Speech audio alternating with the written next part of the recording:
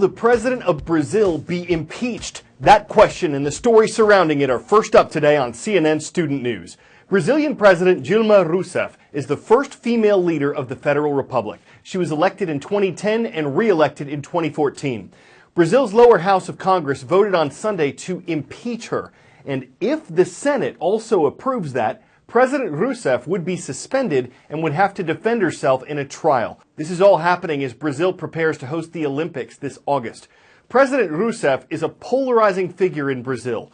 Critics blame her for the nation's worst recession in decades. A huge corruption scandal involving Brazil's government-run oil company has led to the resignations of numerous politicians, including dozens in the president's political party, the Workers' Party. But Rousseff herself has not been accused of corruption, and she says she hasn't committed any impeachable crimes. She and her supporters promised to fight the proceedings. On South America's west coast, as the country of Ecuador picks up the pieces from Saturday evening's earthquake, President Rafael Correa says rebuilding will cost billions. Help is pouring in from all over the region, as well as the European Union and the United Nations. Communications are out in many parts of Ecuador. Survivors need water. It's hard to get that to them because the highways are in such bad shape. That's also a problem for rescue efforts. The death toll right now sitting at more than 270 people, with 2,500 others hurt in the aftermath of this 7.8 magnitude earthquake, a devastating earthquake for Ecuador. Those numbers expected to continue rising as officials get a closer look at the extent of the damage. Part of the problem is with the infrastructure in Ecuador. Some of the hardest hit areas right now are essentially inaccessible. After weeks of pounding rain brought about by El Nino, this earthquake essentially decimated what was left of the roads here. Perfect example is right behind me in the city of Guayaquil. This bridge came down during a very busy hour. This is one of the busiest bridges in the city. It came down on top of a car, killing one person and injuring another. About 10,000 soldiers and 4,000 police officers are on the ground right now, sifting through rubble, trying to find survivors. The U.S. Supreme Court is now hearing arguments in a case related to President Obama's controversial executive action on immigration.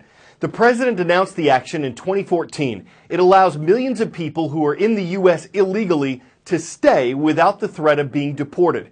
They could apply for work programs and other benefits as long as they paid taxes. 26 states sued the government over this. The Obama administration says its action is legal and like those of previous presidents on immigration. But no executive action has ever impacted this many people before. And executive actions don't go through Congress. Critics say this one in particular should. Another aspect to this, the Supreme Court is divided. 4 of the justices were appointed by Republican presidents, 4 by Democratic presidents. Conservative Justice Antonin Scalia died suddenly in February, and his potential replacement's been held up in Congress. So if the high court rules 4-4 on this issue, the ruling of the lower court stands. And that court blocked the president's action on immigration. This isn't the only debate happening right now on this issue. H-1B sounds like an airplane or an exotic disease. They're actually visas, and these visas are one of the most controversial parts of the immigration debate. Huge tech giants like Facebook and Google call them essential to their business, but critics say companies are exploiting them at the expense of the American worker. So, what exactly are the H-1B visas? Congress created them in 1990 to bring in highly educated and specialized foreign workers into the country. This bill provides for vital increases for entry on the basis of skills, infusing the ranks of our scientists and engineers. They're supposed to fill shortages. Think computer programmers, engineers, doctors.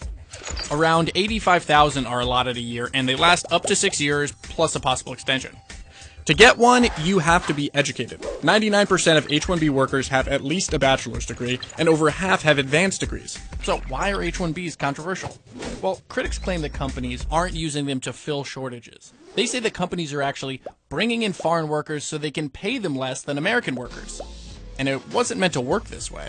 To protect American workers from exactly what critics are accusing companies of doing now, the law was set up to require a quote-unquote prevailing wage. That's a number calculated for each job by the Department of Labor, but critics say that number, it's ripe for loopholes and abuse.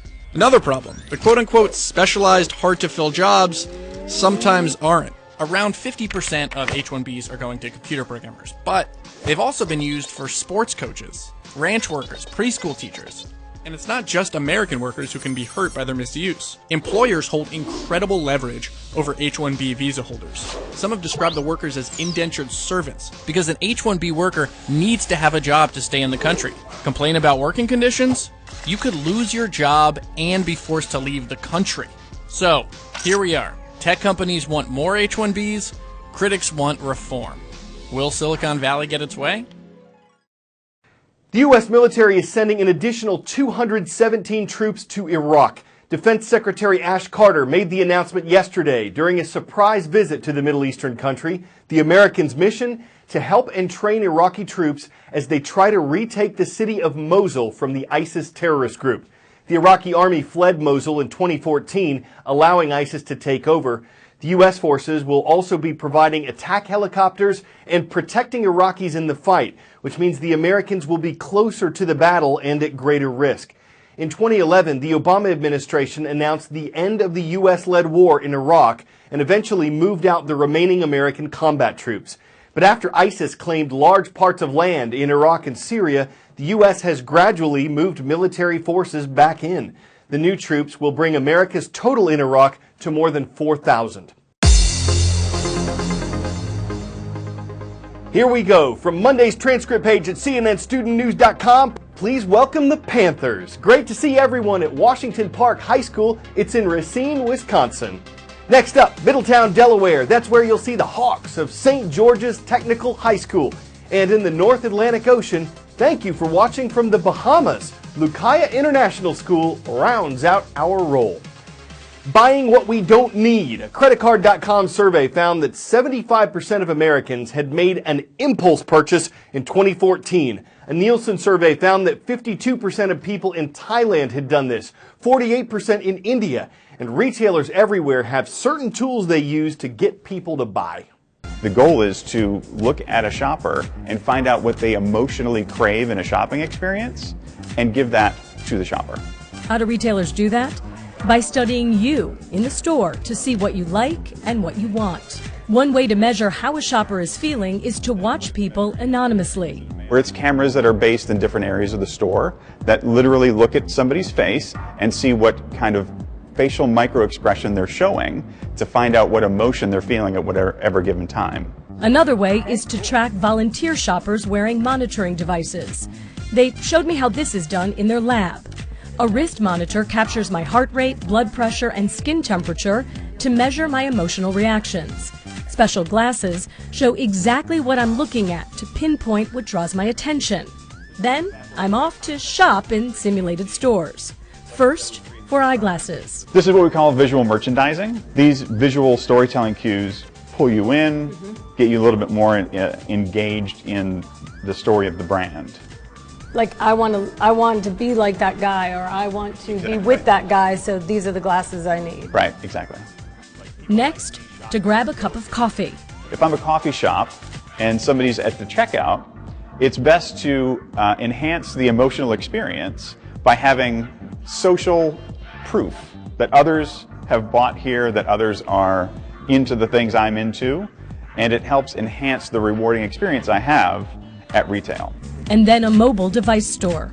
The brain really reacts well to people and people using the products. Creating a story and enveloping the customer in a story rather than just trying to sell them a product. We want to get them involved in somebody's life and again, aspirational type marketing. So they can see themselves there. Exactly. They're projecting themselves in that environment.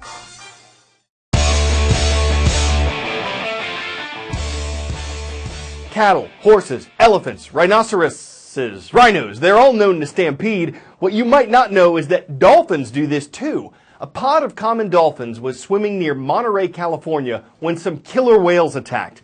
So the dolphins porpoised. They repeatedly leapt out of the water to escape faster, and a cameraman just happened to be filming when it all happened. Maybe they didn't want to get roped in or corralled into a new video, but when they stampede, they did it on porpoise, so that won't be the lasso time it happens. I'm Carl Azuz, and we'll be rounding up more stories for you on Wednesday.